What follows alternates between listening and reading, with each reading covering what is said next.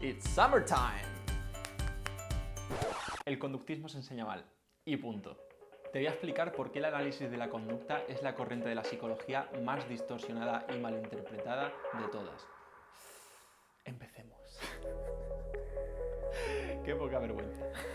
Si has visto mi anterior vídeo, sabrás que hay varias corrientes en la psicología, cada una de su padre y de su madre, y muchas veces contradictorias en lo más esencial. Y por mucho que se ha intentado unir varias de ellas para formar una postura más ecléctica, definición de ecléctico aquí, justo aquí, realmente hay que posicionarse en una o en otra para poder avanzar en la ciencia. No puede ser del Barça y del Madrid a la vez. ¡Sí! En este sentido, el análisis de la conducta ha demostrado ser la más científica y la que mejor nos ayuda a entender el comportamiento humano y a mejorar nuestra vida. Se han encontrado numerosas leyes como la ley del efecto, la ley de igualación, fenómenos como el reforzamiento, moldeamiento, castigo, extinción y un largo etcétera que nos permiten entender mejor la naturaleza de los animales. Esto solo ha sido posible gracias a prácticamente 100 años de investigación, tanto con animales como con humanos. Seguro que te suenan los perros de Pavlov o las palomas de Skinner. Pero entonces, ¿por qué tiene tan mala fama el conductismo? Porque existen muchos malentendidos y desinformación. Para empezar, el conductismo ni siquiera es una corriente, es la filosofía científica de la psicología, es decir, la que expliqué en el anterior vídeo. Además de esta, existen otras muchas misconceptions, no sé cómo se dice en español.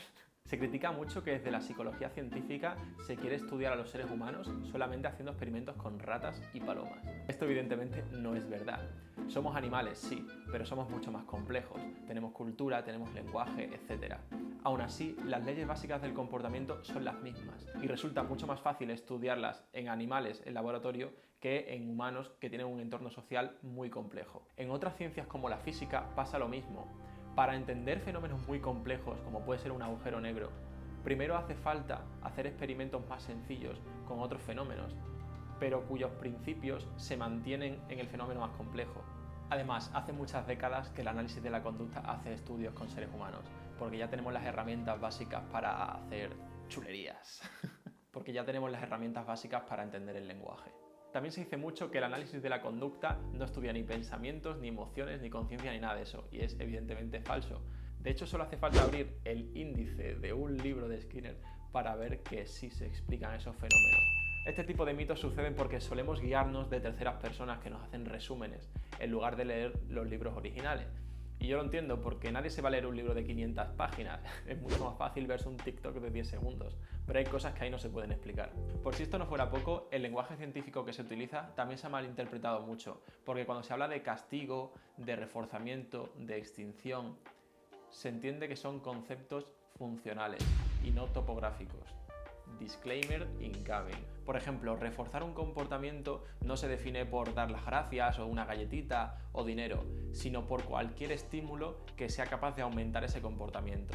Muchas veces, por no utilizar conceptos como cognición o mente, que realmente no son tangibles, se piensa que se está siendo reduccionista, pero en realidad no, simplemente se está siendo parsimonioso. Es decir, se explican las cosas de manera elegante y relativamente simple. En realidad, el verdadero reduccionismo lo tenemos en la psicología popular, cuando pensamos que hacemos un comportamiento porque nos gusta o porque segrega dopamina en el cerebro y se nos olvida explicar por qué nos gusta o por qué segrega dopamina en el cerebro. Y por último, una de las críticas más típicas, una de las críticas más habituales es pensar que esto va a desembocar en un control social. Esto es lo que se ve en la película de la naranja mecánica, que siempre se ha asociado al conductismo. Pero lo que se ve en la película, aparte de no ser nada ético, no tiene ningún sentido a nivel científico, es ciencia ficción. Sería como querer echar abajo la biología por haber visto Jurassic Park. Además, le hemos dado una connotación muy negativa a la palabra control, cuando en nuestro día a día estamos todo el rato controlando. Imagínate que un cirujano no controlase milimétricamente la conducta de sus alumnos en prácticas. ¿Todo el mundo a la cárcel?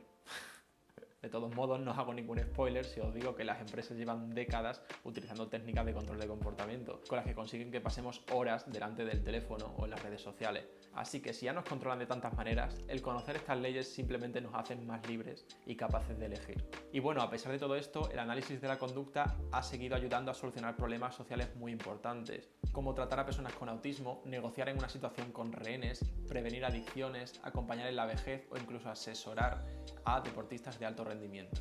Te dejo abajo un artículo con 350 áreas en las que se ha intervenido socialmente desde el análisis de la conducta. En conclusión, los seres humanos somos muy complejos, pero formamos parte de la naturaleza y seguimos sus leyes. Desde nuestra cultura esto es un poco chof. Porque es como cuando te hacen un truco de magia. Es increíble y piensas que quieres saber cómo se hace, pero cuando te lo explican se pierde el misticismo. Y esto en el fondo es muy importante, porque en psicología solo podemos elegir una opción, o seguir pensando que somos indescifrables, o conocernos para poder vivir mejor. Esto me recuerda a una entrevista que le hicieron a Rick Gervais. Fuck, ¿cómo se pronuncia? Sí, hay un vídeo de... Ricky Gervais. En la entrevista explicaba que si se destruyese cualquier libro de ficción o de religión, mitología, etc., nunca se podría reconstruir de la misma manera. Pero los libros de ciencia sí, porque son el vivo reflejo de la realidad. El análisis de la conducta no se puede meter debajo de la alfombra. Es el futuro de la psicología. Y esto es todo. Espero que te haya gustado mucho el vídeo. No te olvides de darle al like, de suscribirte y de comentarme cualquier idea que tengas para próximos vídeos. Hasta pronto.